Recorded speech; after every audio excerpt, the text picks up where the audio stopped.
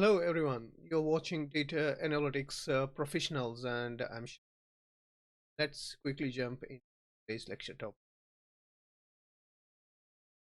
Well, all of you know that this is a lecture series on SQL for data analysts and data scientists, and current topic for this lecture is SQL variable inside query, and this is lecture number 40th in this series. And let's quickly check the meat of this lecture. Now, from previous lecture, we learn how to declare variables, okay, and in this lecture we'll show you, or rather I will show you how to use a declared variable inside query, which makes it easy to run a query multiple times with different values without having to scroll down and and amend the where clause each time.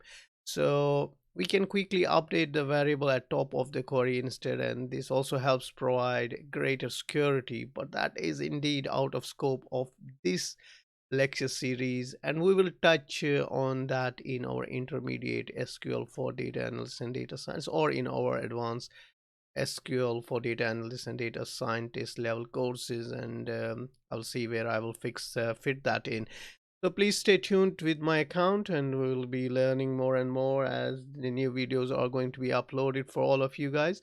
So in the meanwhile, let's learn extracting data according to our newly learned declared variable skill. And for that, as you know, we need to go and open our Microsoft SQL Server Management Studio and perform the task. And I am going to do it a moment. As yeah, I think here I am inside my Microsoft SQL Server Management Studio, and it's simple. I have used one of my previous queries. I think this query should be familiar to you. All I have added our new skill, as declared add date due date variable, and show the date data type, and then I set that to following date.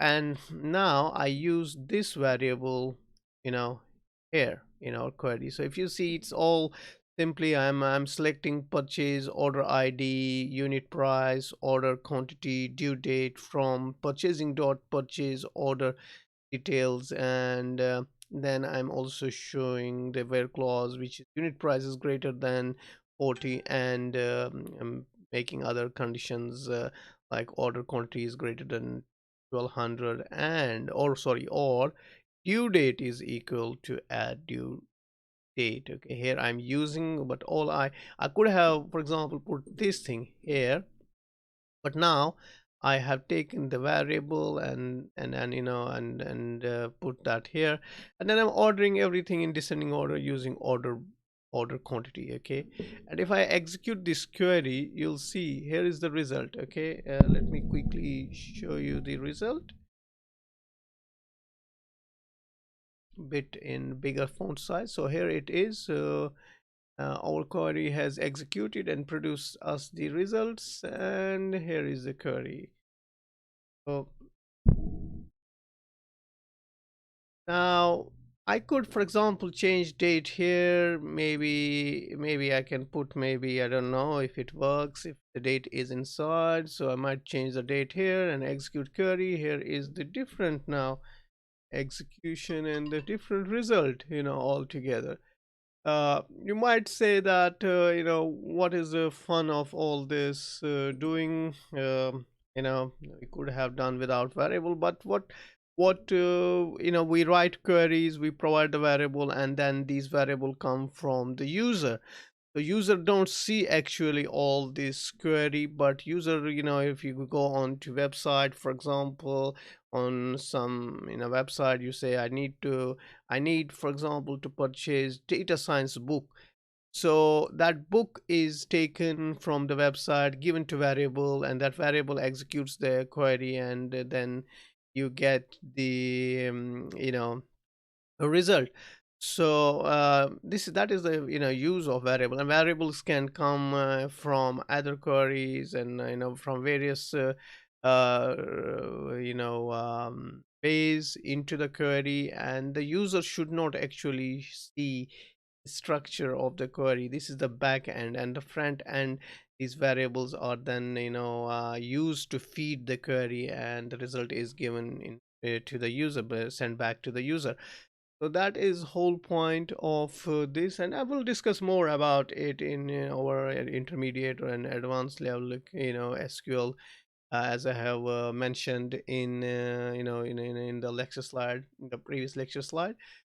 So that's fine, and if you understood it, it's very simple. You can put more than one variable here, two variables, three variables. I can change all these variables, declare them here, and then give them here, and that I leave for you to use your innovative, creative ideas and make more and more complex queries, or use these skills under the supervision of your seniors at your work. If you are instructed and allowed, and must be responsible. Just remember, you are accountable for your actions and the queries that you will execute in the live database and or in your own database. Okay, now that it's nothing much to say here, other than I think we have done well until now, and